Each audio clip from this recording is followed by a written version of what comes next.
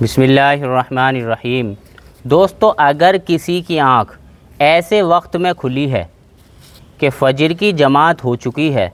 और इतना वक्त अभी बाकी है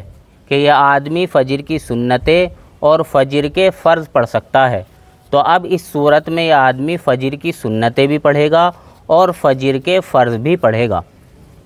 और अगर किसी की आँख ऐसे वक्त में खुली है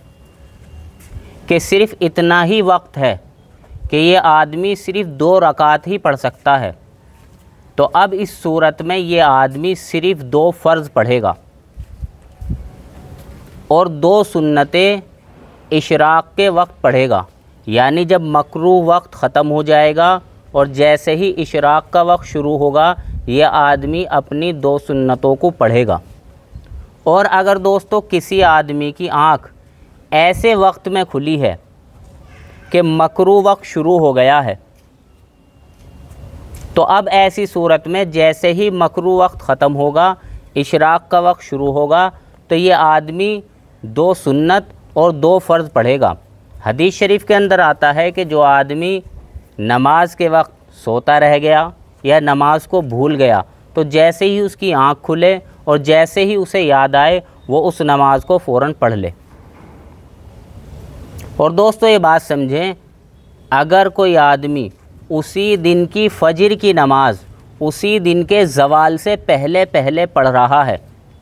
तो अब इस सूरत में इस आदमी को 2 फ़र्ज़ों के साथ साथ सुन्नतें भी पढ़नी पड़ेगी। और अगर कोई आदमी ज़वाल के बाद फ़जर की नमाज़ पढ़ रहा है, तो अब इस सूरत में सुन्नतें नहीं पढ़ी जाएगी, सिर्फ़ 2 रकात फ़र्ज़ पढ़े जाएंगे। तो बताने का मकसद ये है कि फ़जर की नमाज़ अगर ज़वाल से पहले पहले पढ़ी जाएगी तो सुन्नतें भी साथ में पढ़ी जाएगी, और अगर ज़वाल के बाद पढ़ी जा रही है तो इस सूरत में फ़जर के सिर्फ़ 2 फ़र्ज़ पढ़े जाएंगे। और दोस्तों, अगर कोई आदमी मस्जिद में ऐसे वक्त में पहुंचा है कि जमात शुरू हो गई है और इस आदमी को ये गुमान है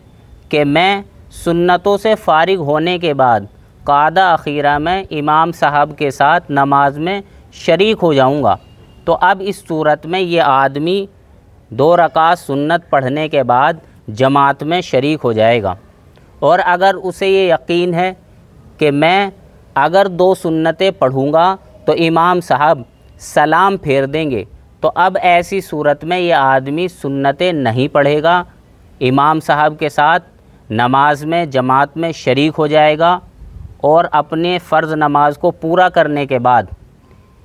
जब मकरूह वक्त ख़त्म हो जाएगा और इशराक़ का वक्त शुरू हो जाएगा, तो इशराक़ के वक्त ये आदमी अपनी 2 सुन्नतों को पढ़ेगा। अल्लाह ताला सही समझ की तौफ़ीक़ नसीब फ़रमाए। व आखिरु दावाना अनिल हम्दुलिल्लाहि रब्बिल आलमीन।